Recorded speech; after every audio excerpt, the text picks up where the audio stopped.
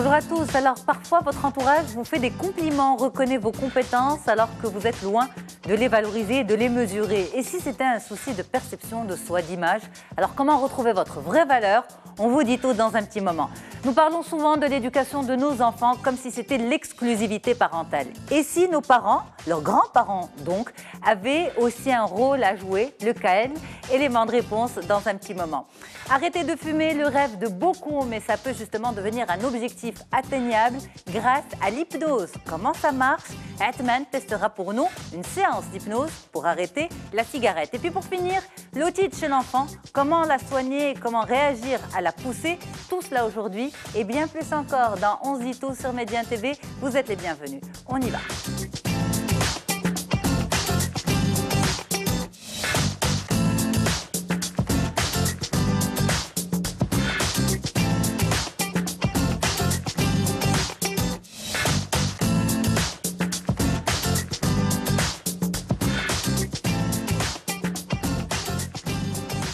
Merci à vous pour votre fidélité, votre confiance. On se dit tout, c'est un plaisir de vous retrouver une nouvelle fois. Je suis très heureuse d'accueillir mes invités. Amal Hassoun, merci beaucoup d'être avec nous. C'est un plaisir de vous retrouver. Vous êtes coach et puis vous êtes spécialiste en discipline positive. Et avec vous aujourd'hui, le rôle des grands-parents dans l'éducation des enfants, justement de par votre formation, mais aussi votre expérience sur le terrain, comme on dit. Merci beaucoup d'être là, Amal. Leïla Naïm, bonjour. Merci infiniment d'avoir refait le déplacement chez nous. Vous êtes coach, entre autres. Et avec vous aujourd'hui, comment retrouver sa vraie image, comment repositionner toutes ces choses-là, ne pas rester dans le flou, ne pas se sous-estimer. Autant de points importants pour nous tous et pour nos téléspectateurs dans un petit moment. À vos côtés, docteur Mary Mouzoui. Bonjour docteur, vous êtes pédiatre. L'otite, comment gérer la poussée et surtout, moi honnêtement en pensant à ce sujet, je me suis dit il faut surtout qu'on donne des réponses quand la crise se manifeste la nuit. Quand tout le monde dort, quand c'est le calme total, à 3 h du matin, exactement. Celle-là, c'est cette crise de 3 h du matin, ça hurle. Exactement. Qu'est-ce qu'il faut faire? Premier geste d'urgence avant d'aller voir le médecin, justement. Merci, mesdames, d'être avec nous aujourd'hui sur Média TV dans On se dit tout. Allez, comment retrouver une meilleure image de moi-même? On commence par ce sujet et c'est tout de suite.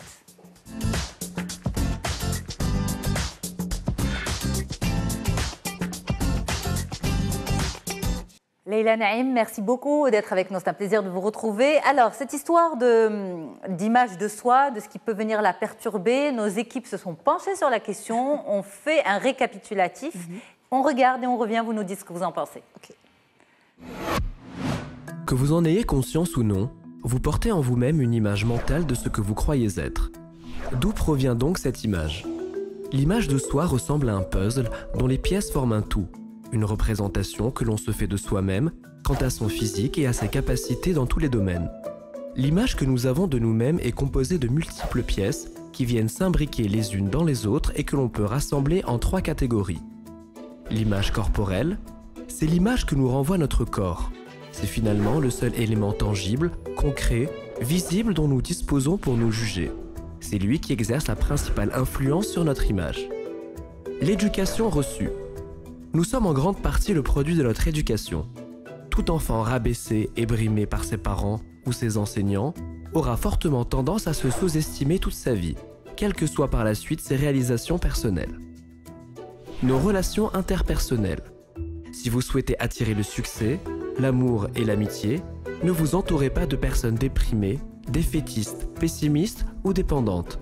Recherchez plutôt l'amitié de gens gais, heureux, optimistes et autonomes.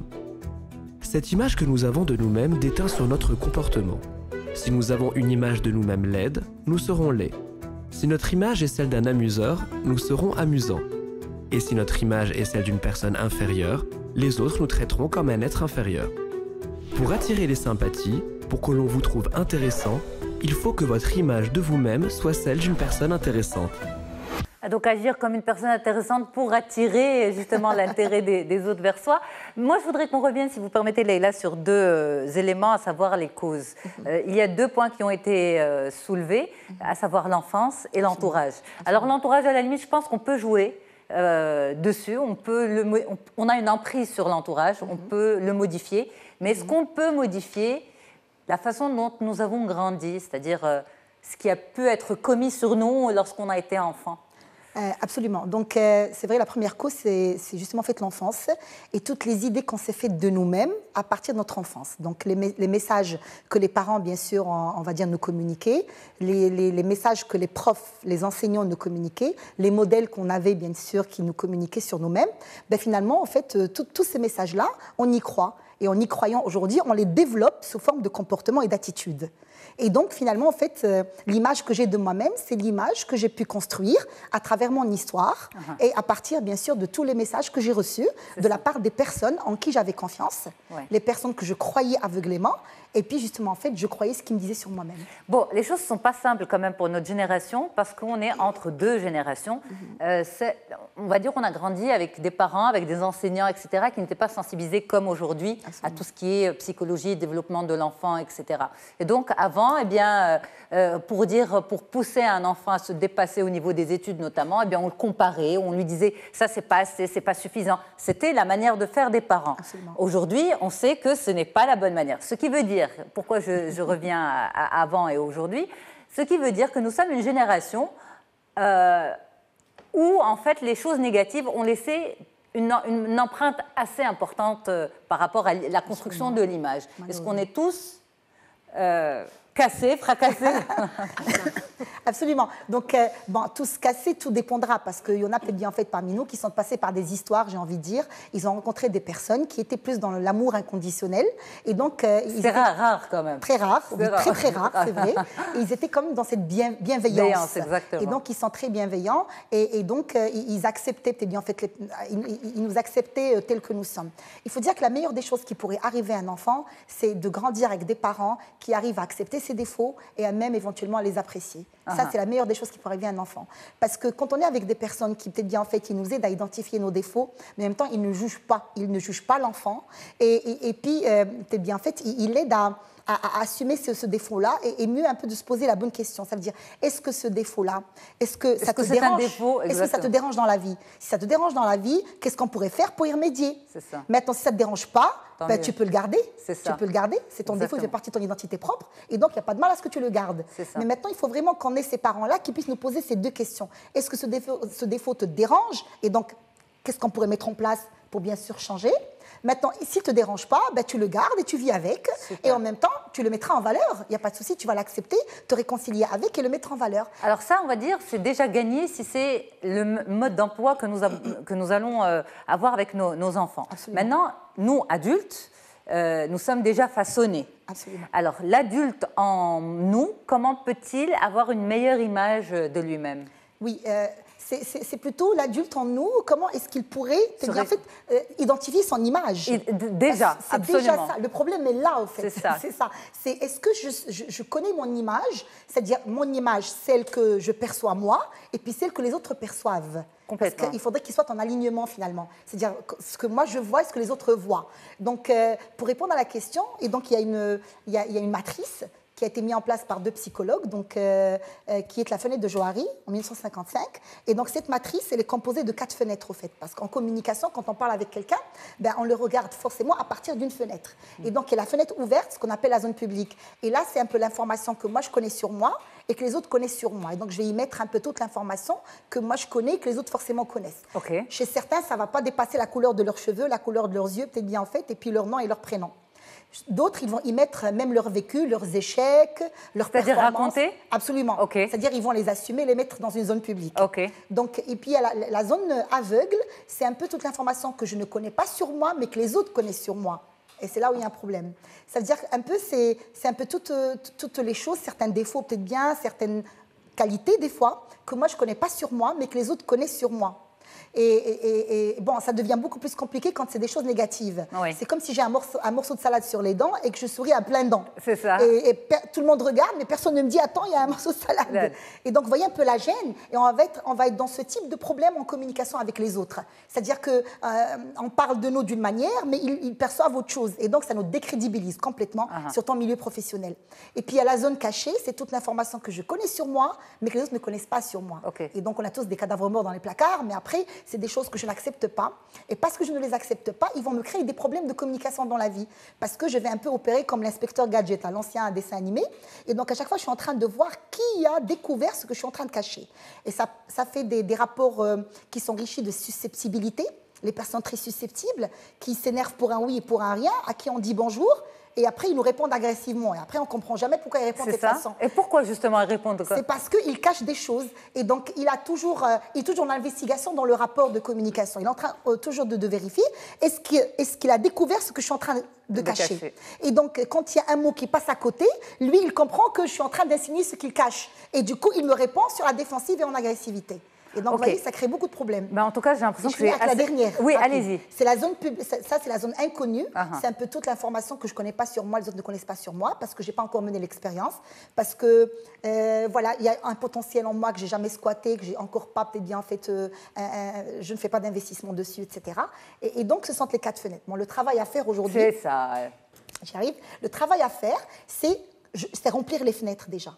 Quelle est l'information que je mets dans la zone publique? Quelle est celle que j'ai dans la zone aveugle? Celle que j'ai dans la zone peut-être bien en fait cachée et celle que j'ai dans la zone publique. Et le travail à faire justement en fait, c'est tout le temps élargir la zone publique. C'est-à-dire que je devrais prendre l'information de la zone peut-être bien en fait inconnue vers la zone cachée et après aller vers la zone publique. Mais mon intimité dans tout ça. Absolument. Ou des choses vraiment personnelles. C'est-à-dire les choses vraiment personnelles, il faut prendre, c'est-à-dire il faut prendre position par rapport à ces choses-là. Est-ce que je les accepte? Et si je les accepte, elles font partie de mon identité propre, profonde, et du coup elles font partie de moi-même. Et parce que je les accepte, je les assume, je les porte bien. Mais je pense que le souci se pose aussi beaucoup chez des personnes que d'autres vont percevoir comme... on va prendre le b.a.-ba, la porte d'entrée. Physiquement, cette fille est très jolie. Ouais. Mais lorsque elle se regarde dans un miroir, elle ne voit que des défauts. Absolument. Oui, ça arrive. Donc, oui, c'est-à-dire que le problème là, c'est la perception qu'elle a elle-même d'elle-même, au fait, et qui s'est construite à travers le temps. C'est ça. C'est un peu, moi, ça m'arrive de rencontrer des femmes qui, je la vois mince, mais elle se voit grosse. C'est ça aussi. C'est parce que, voilà, ça, c'est une croyance qui s'est développée, qui a pris le temps, bien évidemment, en fait, de bien germer dans sa tête. Mais comment finalement se dire, comment arriver à se voir comme... Ce que les autres... La voient, exactement. Voilà. Tout le monde lui dit, tu es jolie, mais elle ne voit que du négatif. Alors, comment essayer de... renverser l'image. Bon, il y a un travail à faire sur soi dans le sens où, justement, en fait, voir quelle est ma perception de moi-même, déjà, et puis demander dans mon entourage comment les autres me perçoivent-ils, finalement. Et donc, essayer de comparer les deux. Et systématiquement, en fait, je vais voir que c'est là où j'ai à travailler. C'est-à-dire que peut-être bien en fait que je suis jolie, mais que les autres, enfin, que je suis jolie, les autres me perçoivent comme une jolie dame, mais moi, je ne me perçois pas en tant que telle. Et donc là, peut-être bien en fait, elle va commencer la prise de conscience va se faire. J'ai besoin d'une prise de conscience. C'est surtout ça. C'est-à-dire, des fois, on a l'impression que les autres sont gentils avec nous, c'est pour ça qu'ils nous disent que nous sommes jolies. Ou alors ils sont bienveillants, ou alors ils veulent peut-être bien en fait, veulent pas nous blesser. Et donc c'est pour ça que finalement j'y crois toujours. Donc maintenant il faut qu'il y ait une prise de conscience objective et réelle. C'est pour ça qu'il faut un vrai travail objectif, dans le sens où je vais demander aux autres, peut-être bien des gens que je connais pas, d'autres que je connais dans le milieu professionnel, le milieu familial, etc. Comment vous me percevez? Et là, je mettrai comment moi je me perçois. Et donc on va comparer et on va voir justement en fait qu'il y a peut-être bien en fait que tous ils sont d'accord pour dire ça, mais que moi, je ne le vois pas. Et du coup, la prise de conscience va être là, et systématiquement, le travail... On me dit qu'il faut passer aux questions. On a des questions de téléspectateurs. Oui. On y va, Leïla. Alors justement, Nada nous dit « La manière dont je me vois ne correspond pas à ce que les gens pensent de moi. Est-ce que c'est révélateur d'un problème psychologique ?» Non, non. Pas tant que ça. Pas tant que ça. Ce n'est pas un problème de psychologique, c'est plutôt un problème de perception de soi, on va dire. C'est-à-dire tout simplement. C'est-à-dire que cette personne ne se connaît pas finalement, en fait, elle ne sait pas quelle image elle dégage. Et donc, il y a certainement quelque chose qui passe à travers le non-verbal, les lapsus, l'inconscient. C'est ça ce qui fait que... C'est-à-dire, quand j'ai une croyance sur moi-même, maintenant, je ne la gère pas inconsciemment. Et parce que je ne la gère pas inconsciemment, quand je suis en train de parler avec les gens, vous savez que quand on est en communication, le cerveau n'arrive pas à se concentrer et sur le non-verbal et le verbal. Il se concentre plus sur quoi? Sur le verbal. D'accord. Parce qu'on l'a accoutumé, on l'a habitué à le faire. Et du coup, quand je suis en train de parler avec les gens, je pense à mes phrases, mes jolies phrases. Et je suis en train de raconter mes belles phrases. Mais maintenant, il y a la manière avec laquelle je les dis aussi. Et les gens, ils commencent à voir qu'il y a des tics, il y a peut-être bien en fait des manies, il y a un non-verbal qui dit tout à fait le contraire de ce que tu racontes. Et vous savez que les gens, ils sont programmés pour croire ce qu'ils voient, mais pas ce qu'ils entendent. C'est comme on dit en communication, c'est-à-dire quand on parle, on a d'abord vu, après on est entendu, et après un grand décalage, on est compris. C'est ça. Et donc, vous voyez, c'est-à-dire les gens ne comprennent pas notre message. Ils vont d'abord le vérifier parce qu'ils voient, ce qu'ils entendent au fait. Et quand ils vont faire le lien entre les deux, ils vont comprendre. C'est-à-dire ils vont dire c'est congruent, c'est dans l'alignement, j'adhère, ou non, non, il y a de l'incongruence, j'adhère pas. Et donc, il faut qu'elle arrive justement en fait à travailler sur ça, c'est-à-dire voir qu'est-ce qu'elle dégage comme image et puis quelles sont les croyances qu'elle a sur elle-même. Et travailler finalement en fait de manière à ce qu'elle crée l'alignement et la congruence. Alors, dernière question de Ali qui dit, avez-vous un conseil à appliquer chaque jour pour améliorer son image? Absolument, c'est tout le temps interpeller son image et donc être vigilant à ce que les autres nous disent. Et donc, quand je suis en communication avec les autres, je vais faire très attention à leurs répliques, à leurs réponses, écouter finalement leur feedback. Vous savez que tout ce que les autres vont nous dire, voilà, je veux dire que toutes les réponses des autres, elles vont être le reflet de ce que nous sommes réellement. Et donc, si quand je parle avec des gens, les gens sont agressifs, c'est parce qu'ils ont noté de l'agressivité dans mon message, dans mes manières. Si les gens ne me font pas confiance, c'est que je n'inspire pas confiance. Et donc, il faut être très vigilant à l'image que l'on renvoie. C'est-à-dire que quand je parle avec quelqu'un, il faudrait que j'observe sa manière de me parler, sa manière de me répondre, les mots qu'il met à me parler, etc. Et puis aussi, ça me renseigne sur moi. Tout le rapport qu'il a avec moi, c'est de l'information sur moi-même. Merci beaucoup, Leïla Naïm. On reste ensemble, on a encore pas mal de choses à discuter.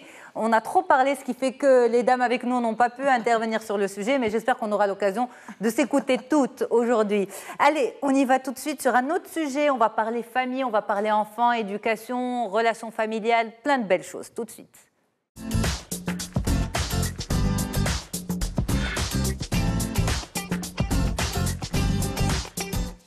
Et c'est avec vous, Amal Hassoun, qu'on va s'intéresser à cette relation grands-parents, petits-enfants, ce que les grands-parents peuvent apporter en matière d'éducation aux petits-enfants, parce que souvent, on se dit c'est les parents qui éduquent et les grands-parents qui chouchoutent. Vous êtes coach et spécialiste en discipline positive. Alors, on va voir ce qu'en pensent différentes personnes que nous avons rencontrées sur le rôle que pourraient jouer les grands-parents dans l'éducation des enfants, et on revient tout de suite. Des grands-parents, moi, je trouve que c'est leur rôle le plus amusant pour les enfants.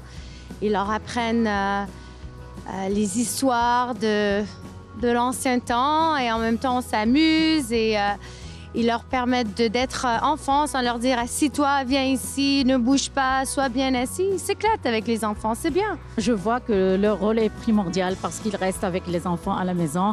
Parfois ils conseillent, ils encadrent les enfants, ils aident les enfants dans leur activité journalière. Le rôle des grands-parents, on ne peut jamais le nier parce que les grands-parents, c'est eux qui enseignent déjà les parents les bonnes manières, comment se comporter avec les enfants. Souvent avec les parents qui sont tout le temps actifs, tout le temps pris dans le boulot. Du coup, parfois, les grands-parents, ce sont eux qui prennent en charge leurs petits-fils. Les grands-parents, ils ont un rôle sentimental vis-à-vis de leurs petits-enfants. Ils ont beaucoup plus d'affection pour les grands-parents que les parents.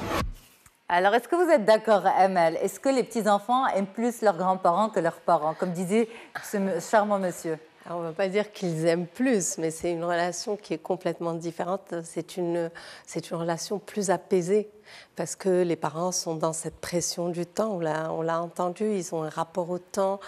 Quand on est parents et jeunes parents, on est dans une pression au quotidien. Le quotidien est très prenant, chronophage. Ouais. Et donc, on n'a pas beaucoup de temps pour prendre le temps d'enseigner correctement les choses aux enfants. Alors que les grands-parents, en général, ça arrive, même pour les grands-parents qui sont encore actifs, ils ont déjà un autre rapport au temps. Ils ont pris du recul par rapport à un tas de choses. Et puis, ils savent prendre le temps. Quand ils décident de voir leurs petits-enfants, c'est un temps qu'ils vont consacrer. Et donc, ça va être un temps, ils vont être complètement dédiés aux petits-enfants. Donc, bien sûr, la relation va se vivre différemment. C'est pas comme lorsqu'on court, on a un sac à prendre par là, on est en train de se dépêcher pour mettre le goûter, la bouteille d'eau. Non, on est dans quelque chose de plus apaisé. Et bien entendu, ça c'est question de temps, mais il n'y a pas que le temps. Il y a le recul que prennent les grands-parents par rapport à l'éducation et par rapport à tout. Parce que plus on avance dans l'âge, plus on a un rapport différent à tout ce qui se passe autour de nous. Donc on a mûri, on a de l'expérience, on a pris de la bouteille. Donc on avance différemment et on a un rapport, les parents sont dans l'immédiateté par rapport à tout. Et donc les grands-parents ont ce recul et c'est très important à introduire dans la relation entre les parents et les enfants. C'est-à-dire le fait que les grands-parents soient là, on introduit un tiers à qui on fait confiance. Et ça va apaiser et ça va donner une dimension différente. Les parents qui ont un grand-parent dans la relation, c'est une relation, que ce soit entre l'enfant et ses parents ou entre l'enfant et les grands-parents, qui est complètement différente et intéressante. Alors, cet espace quand même, pour les grands-parents, aujourd'hui les temps changent, les parents, on va dire, sont beaucoup plus pris, mais beaucoup plus dans leur sphère, dans leur petit cocon avec leurs enfants. Et donc, la relation aux grands-parents, le vivre tous ensemble, a bien changé dans notre région. Alors, est-ce que c'est aux parents aujourd'hui de laisser de l'espace à leurs propres parents pour instaurer cette relation de transmission grands-parents-petits-enfants? C'est vrai que là, on a les enfants de plus en plus tard, donc on a plus de maturité. Il y a très longtemps, les enfants avaient leurs enfants en étant très jeunes. Donc ils vivaient presque... Tout le monde ensemble. Voilà, tout le monde ensemble. Maintenant, les choses ont changé. Et c'est vrai que nos enfants ne sont pas les enfants que nous avons été. Moi, je le vois, nos enfants, quand ils deviennent parents, d'abord, parce que c'est vrai, quand on est grand-parent, il y a deux niveaux. Il y a le fait d'intervenir en tant que parent de son enfant et d'intervenir en tant que grand-parent. D'accord ? Et sur le plan accompagnement, et justement, c'est là où les enfants ouvrent ou ferment, c'est eux qui donnent le tempo. Les enfants d'aujourd'hui, les parents d'aujourd'hui, ils sont connectés. Ils ont une richesse qui vient jusqu'à eux. Ils ont besoin de savoir comment on longe un enfant. Il suffit de taper comment longer un enfant et longer un enfant et on a la réponse. On n'a plus besoin de cette maman avec nous qui nous montre, qui peut être elle. Moi, quand j'ai vu ma fille faire ou ma belle-fille, je trouve qu'elles sont au top et elles le font mieux que ce que moi je faisais parce qu'elles ont amélioré et c'est encore mieux que lorsque notre maman nous montre. Donc, ils ont déjà une autonomie fonctionnelle. Alors après, c'est-à-dire les enfants, ils ont forcément besoin de leurs parents pour les accompagner, même si ce n'est pas pour leur montrer les gestes. Il y a la fatigue, il y a les nuits qui ne sont pas faites.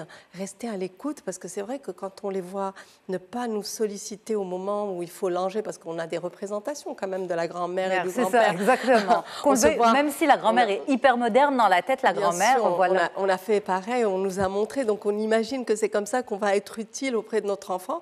Puis non, c'est pas comme ça. Mais ils ont d'autres besoins, d'autres demandes. Il faut rester à l'écoute et attendre que notre enfant nous fasse signe, parce qu'ils ont besoin de nous. Et même s'ils sont autonomes, on sait que l'enfant, avant de faire le sien, il est déjà autonome.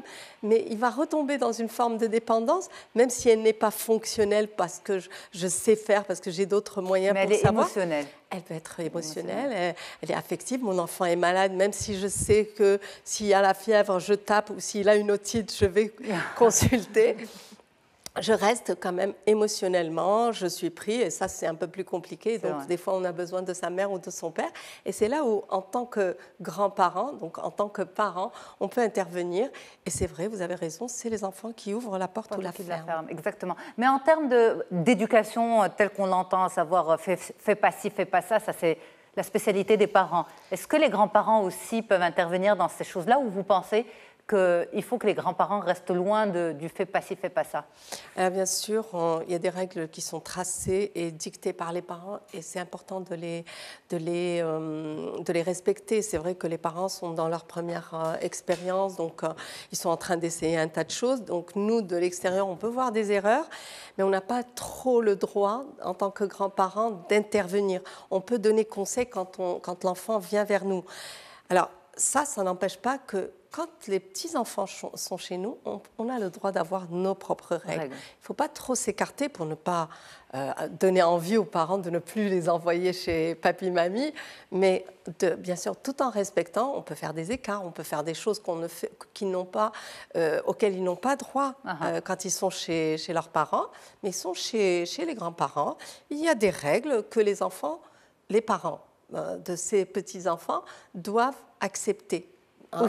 Aussi, parce que c'est quand même très contraignant de recevoir ces petits-enfants avec des listes, c'est à faire, à ne pas faire. Bien sûr, on les met quelque part, on dit OK, mais en même temps, il y a des choses, on a une forme de liberté et il faut apprendre à respecter et à se respecter mutuellement. Alors, on continue la discussion avec les dames qui sont avec nous aussi, mais on va d'abord marquer une petite pause de publicité et on revient. À tout de suite.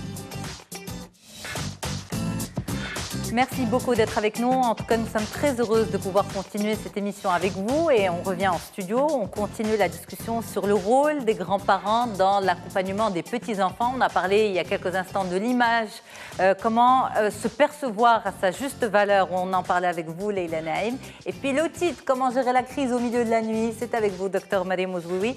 Donc, on parlait justement du rôle des grands-parents, du fait qu'il faut que les parents aussi acceptent que chez les grands-parents, ça se passe d'une certaine manière, etc. Mais je voulais vous poser la question à vous, Mariam Ouzououi. Vous êtes pédiatre, donc vous recevez les enfants. Est-ce que les grands-parents sont impliqués dans la... Est-ce que vous avez souvent des grands-parents qui vous amènent leurs petits-enfants? En fait, je n'ai que ça. Parce que les parents travaillent. Donc, ils n'ont pas le temps, en fait. S'il y a de la fièvre et tout, le papa ou la maman vont travailler. C'est la grand-mère qui me ramène, en fait. C'est la grand-mère, pas le grand-père? Les deux, hein, les deux. Les deux, ils les ramènent parce que c'est eux qui ont le temps, ils sont retraités. Et les parents, ils font plus confiance aux grands-parents. Parce que une nounou, ils préfèrent laisser les enfants bien sûr, chez les grands-parents que chez la nounou. Donc, je ne reçois que ça. Et la consultation avec les grands-parents, elle est différente, en fait, avec les parents. Les grands-parents, ils sont plus apaisés parce qu'ils ont plus d'expérience, ils ont vécu des situations de stress, de fièvre. Donc, j'arrive mieux à gérer, en fait, les situations. Que les parents. Ouais. Est-ce qu'il y a, par exemple, des parents, est-ce qu'il y a une relation en fait, que vous avez surtout plus avec les grands-parents qu'avec les enfants ou exclusivement avec les grands-parents? Vous ne connaissez pas les enfants qui sont les parents? Non, j'ai des grands-parents que j'aime bien, que j'adore parce que comme ils ont vécu beaucoup de situations, on arrive à se comprendre. Ils gèrent mieux en fait la situation que par rapport aux parents qui stressent, c'est leur premier enfant. Donc c'est une relation qui est privilégiée. C'est vrai que des fois il y a des mauvaises habitudes que j'essaie de corriger tout doucement parce que c'est difficile en fait de corriger une mauvaise habitude qu'on a instaurée il y a longtemps, mais ça se passe très bien avec les grands-parents. Avec les grands-parents. Ouais. Alors on retourne aux questions. Amel, on a une maman qui nous dit: si je confie mon enfant à ses grands-parents pour la journée, est-ce que je ne risque pas d'installer une distance entre lui et moi? Jamais de la vie. Jamais de la vie, parce que les grands-parents ne sont pas là pour prendre la place des parents. Ils sont là pour soulager les parents, pour que cette maman puisse s'occuper d'elle-même, pour qu'elle puisse faire des choses qui vont lui faire plaisir, remplir son vase, comme on dit, pour être plus dispo. Bien sûr, si elle part avec cette angoisse, elle risque de revenir tendue. Mais si elle part et vérifier, est-ce que... Et vérifier, non, c'est un moment, c'est un cadeau. C'est vraiment génial que d'avoir quelqu'un qui nous fait souffler. Alors, une autre maman qui nous dit: ma fille de 4 ans fait des caprices à chaque fois que je la récupère chez mes parents. Un conseil? Ça arrive souvent parce que c'est vrai que déjà c'est triste de quitter les grands-parents parce que c'est un endroit où on se sent bien, on est bien gâté, on est chouchouté, on est le centre du monde. Les grands-parents ne font rien d'autre que de s'occuper de cet enfant. Donc c'est un petit moment de deuil. Donc c'est normal, elle va faire sa crise. C'est lui donner de l'empathie, la rassurer, dire que voilà, elle va retourner chez sa grand-mère ou chez son grand-père bientôt. Mais ça ne veut pas dire qu'il y a trop de permissivité? Pas forcément. C'est juste peut-être que l'enfant est triste de quitter. Et nous, bien sûr, ce sont nos peurs de parents. On a peur que ce soit de la permissivité. C'est parce que chez sa grand-mère, elle peut tout faire que là, c'est pas normal. Mais non, c'est juste très probablement, il faut vérifier, mais c'est très probablement de la tristesse de quitter cet endroit où il fait bon de vivre. C'est vrai que cette relation avec les grands-parents est simplement magique. Quand on l'a connue, quand on l'a vécue, moi, j'ai eu une grand-mère exceptionnelle, donc forcément, on a envie d'aller sur ses traces. Avec ses petits-enfants? Ah ben oui. Vous ne voulez pas m'adopter aussi maintenant? Avec plaisir. Non, mais c'est vrai, Amel, vous confirmez, Leïla, elle dégage beaucoup. On la veut tous. Hein. Enfin, Allah yarham Diaouli, c'est pour ça que je dis. Non, et puis je rigole, hein, Amal est toute jeune, mais juste pour cette relation, la beauté de cette relation, je suis sûre que ça doit être top avec vous. Hein. Non, franchement, je pense avec tous les grands-parents, c'est top. Il y a toujours quelque chose une dimension que n'ont pas les parents, ce côté apaisé, cette relation, même quand on travaille et quand on est active. Moi, je suis très active et pourtant, le pédiatre, je peux accompagner, je m'organise pour accompagner, chose que les enfants ne peuvent pas faire. Mais je prends ce temps parce qu'on s'organise autrement, on a d'autres... Et ça devient une priorité pour nous, les grands-parents. Absolument. Et puis moi, j'ai l'impression que les grands-parents, ils sont plus sereins en effet, et en même temps, ils peuvent permettre des petites choses qu'ils ne permettaient pas à leurs enfants, mais avec leurs petits-enfants, ça devient secondaire en fait, c'est pas important. Parce qu'on prend de la distance, on prend du recul. Justement, c'est ce recul. On sait très bien que, bon, si on permet ça, ça ne veut pas dire que l'enfant va être pourri gâté. Si on, voilà, on a vécu, on a vu. Moi, je sais que lorsque mes enfants étaient petits, c'était terrible chez les grands-parents. Mais avec le temps, j'ai compris que, bon, c'est pas parce qu'ils ont fait plein d'écarts chez les grands-parents, c'était plutôt de très bons souvenirs. Ça les a construits, ils ont eu des relations exceptionnelles avec leurs grands-parents. Donc je me dis, ça ne touche pas à la... Je peux me permettre de faire ça avec mes petits-enfants, ça ne va pas ça va pas faire de mal, au contraire. Ben, merci beaucoup, Amal, d'être venue nous parler de cette belle relation avec autant de sincérité et d'émotion. Alors, est-ce que... Non, je ne vais pas vous poser la question, c'est très intime quand même. Je vous pose la question, est-ce que quelqu'un a déjà arrêté de fumer grâce à l'hypnose? Non. Mais est-ce que vous croyez en l'hypnose, en la force de l'hypnose pour aider les gens contre certaines addictions alimentaires, cigarettes? Vous y croyez? Oui. Moi, j'y crois. Vous avez testé? Je la pose différemment, la question. J'ai testé. Testé, oui. Oui, en fait, ça me permet d'être dans une autre dimension, en fait, et de décacher des émotions peut-être cachées. Donc, si ça peut aider à arrêter de fumer, pourquoi pas? Pourquoi pas? Alors, Atman a testé une séance d'hypnose et il a testé le processus de sevrage par hypnose. On regarde en image ce que ça donne, on en parle tellement, mais voilà en image ce que ça donne, comment ça fonctionne, et on revient ensuite. On a d'autres sujets, on a un dernier sujet, on va parler d'otite. On regarde.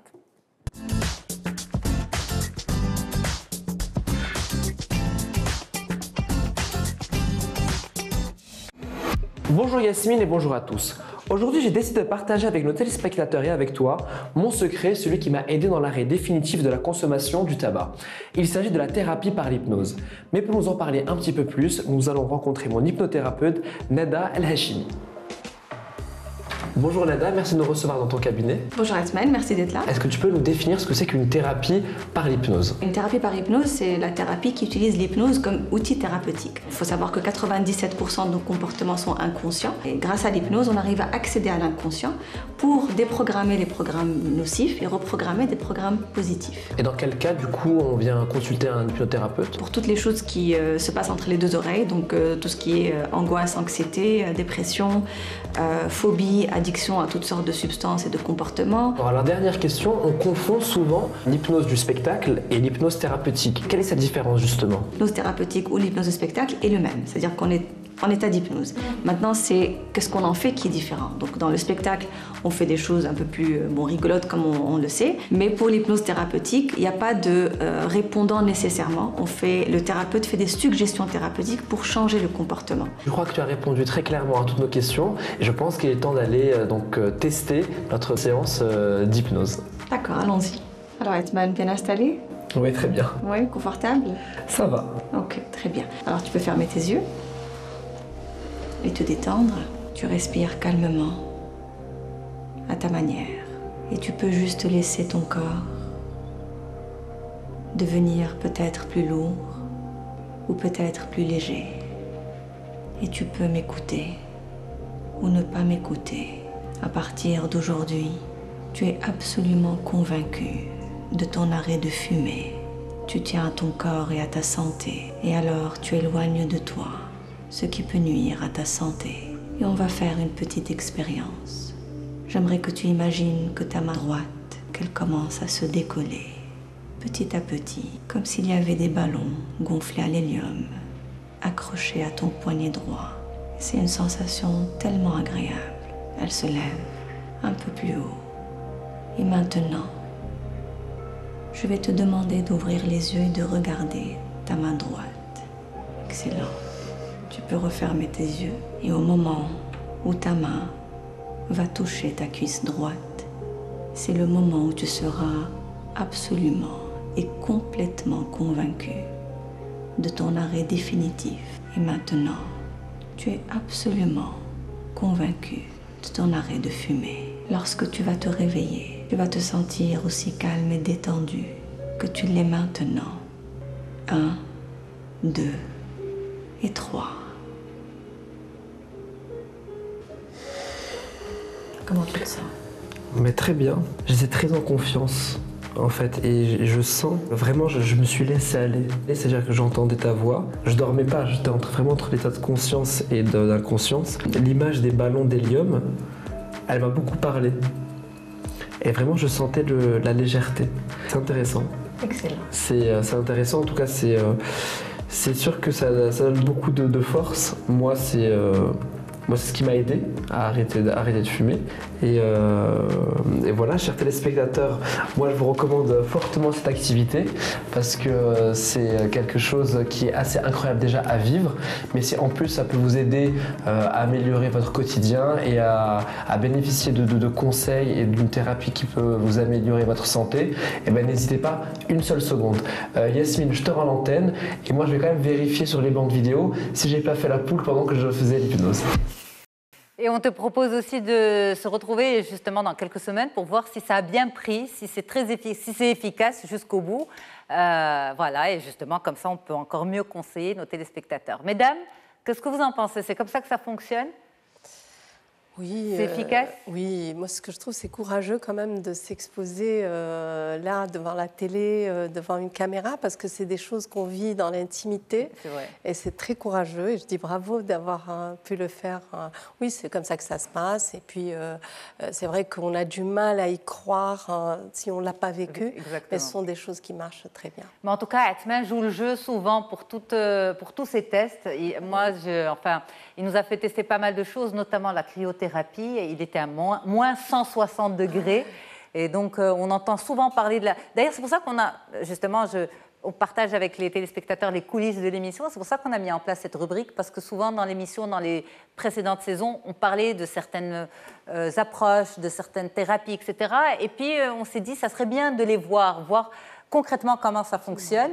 Voilà, pour que ce soit encore plus parlant que juste venir dire oui, vous pouvez traiter ça par l'hypnose ou traiter ça par le froid ou autre. Et donc voilà, c'est comme ça qu'on a testé pour vous, Aîné. On reste ensemble sur Média TV, on va parler santé tout de suite.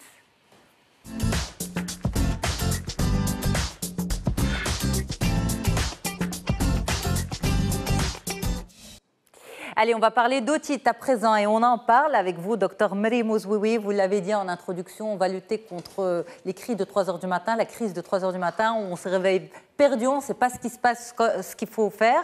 Donc, les gestes d'urgence, comment réagir à l'otite, on en parle avec vous. Mais d'abord, pourquoi les enfants sont-ils sensibles au niveau de la sphère ORL et pourquoi font-ils souvent des otites?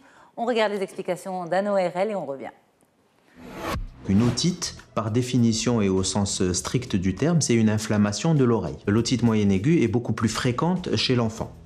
Il y a pour cela plusieurs raisons. L'enfant, entre 2 ans et demi, 3 ans et 5 ans, d'un point de vue immunitaire, en totale ébullition. Et donc, chaque fois qu'il va rencontrer un germe que son organisme ne connaît pas, il va y avoir une réaction immunitaire qui va se produire. C'est d'ailleurs ce que nos amis pédiatres connaissent bien et appellent la maladie d'adaptation. Un autre élément qui intervient dans la constitution de ces otites est que les germes qui vont venir infecter l'oreille proviennent en général de la région qui est située derrière le nez, qui est le point d'entrée des germes dans l'organisme.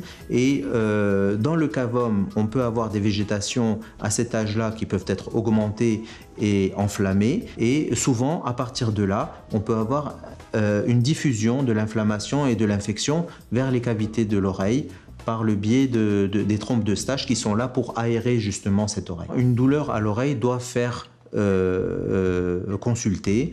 C'est effectivement le signe le plus fréquent de l'otite moyenne, mais en général, quand c'est une otite moyenne aiguë, elle va s'accompagner d'autres signes, de signes généraux, d'une fièvre, parfois d'un écoulement de l'oreille. Des fois, elle peut passer un petit peu inaperçue et se manifester uniquement par une baisse d'audition et puis des petites douleurs brèves et fugaces, mais une douleur de l'oreille doit faire consulter. Une otite chez l'enfant n'est pas forcément plus grave que chez l'adulte, mais disons qu'elle est plus fréquente. Donc du fait de cette fréquence, on voit beaucoup plus survenir les complications chez l'enfant que chez l'adulte.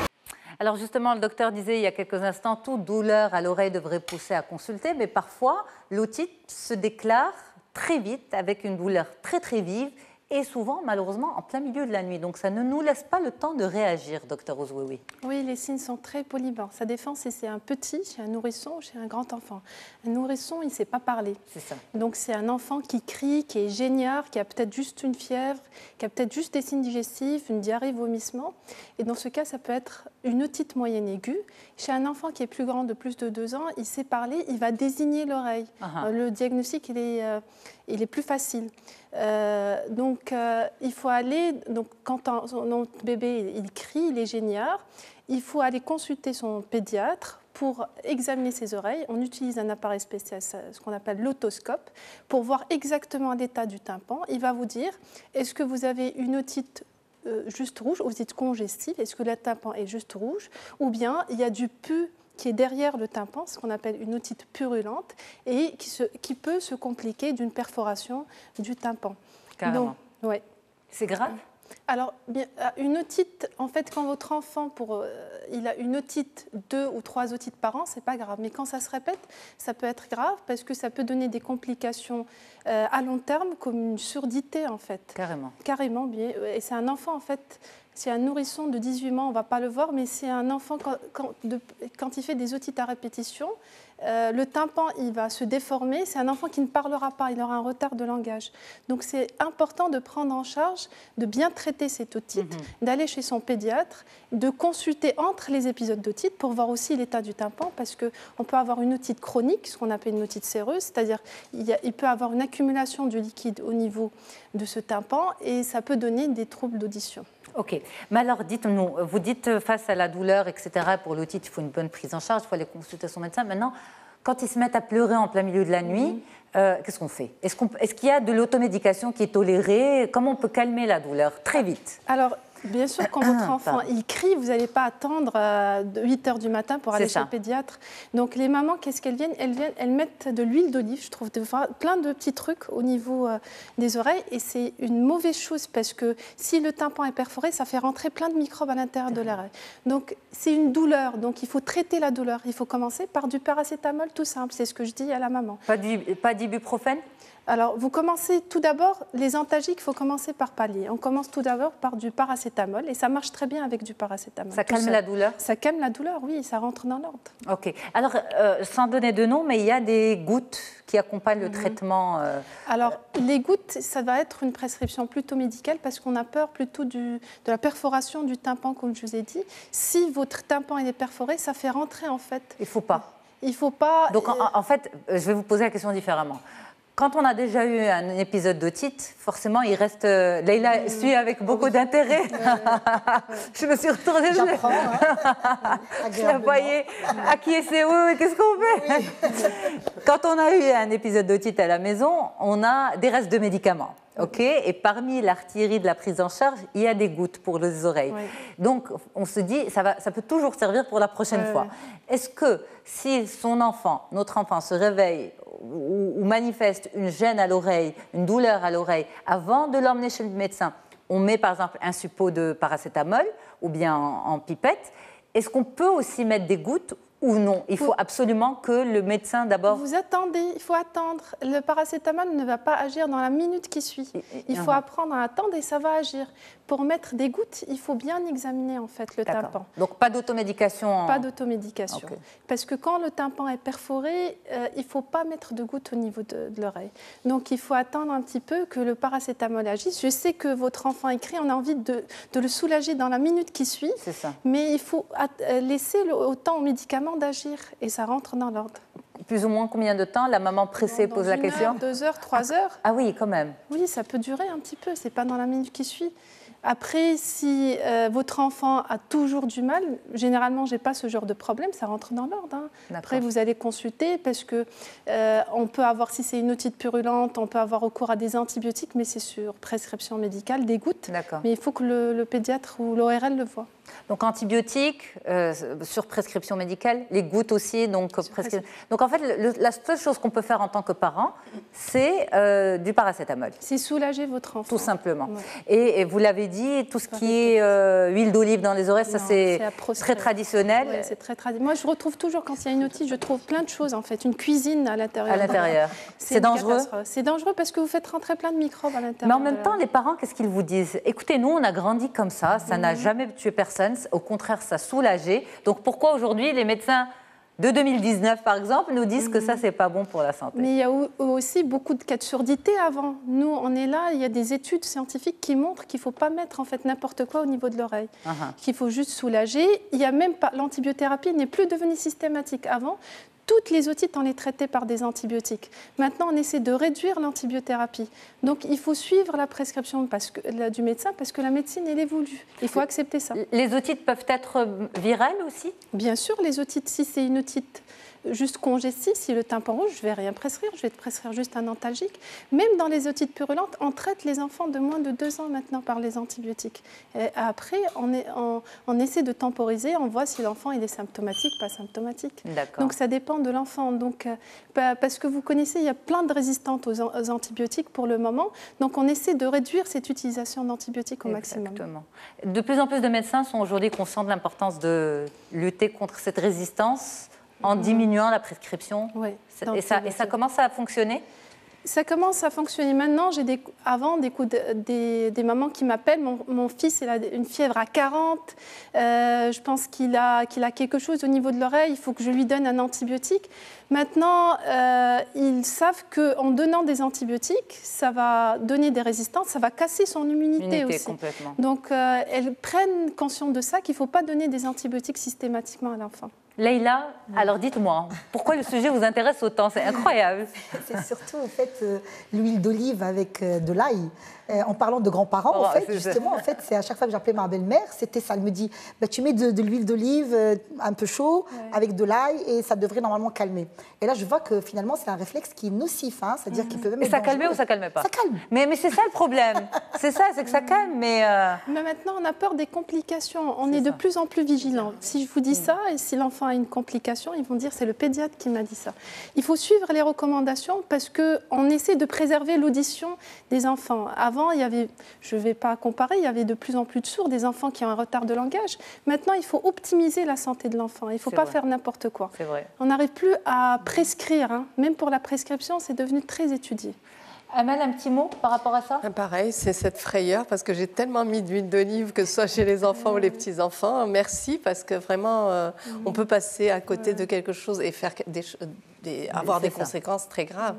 C'est ça. Et l'huile d'olive dans les oreilles, dans le nez, pardon, dans les narines? Alors, ça, par exemple, pour la prévention de l'otite, en fait, ça commence par un rhume. C'est ça. Et il faut surtout laver le nez avec du sérum salé. Il faut avoir ce réflexe, laver le nez avec du sérum, pas de l'huile d'olive. Non.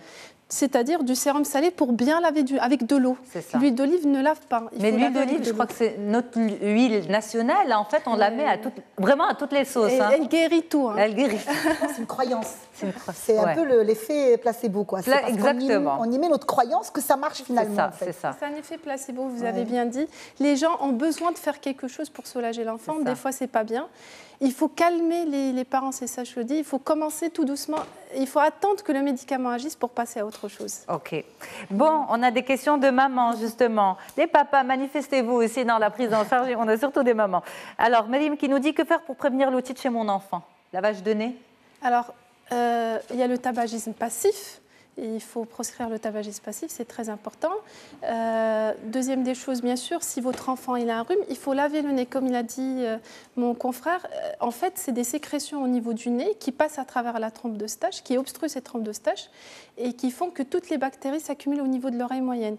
Donc, si vous lavez bien le nez de votre bébé, il faut prendre cette habitude. Votre enfant, il va faire moins d'otite. Ok. Deuxième question, Majda qui vous dit quels sont les traitements naturels à privilégier pour guérir l'otite chez l'enfant? Naturels. Les traitements naturels. En fait, il Patience. faut...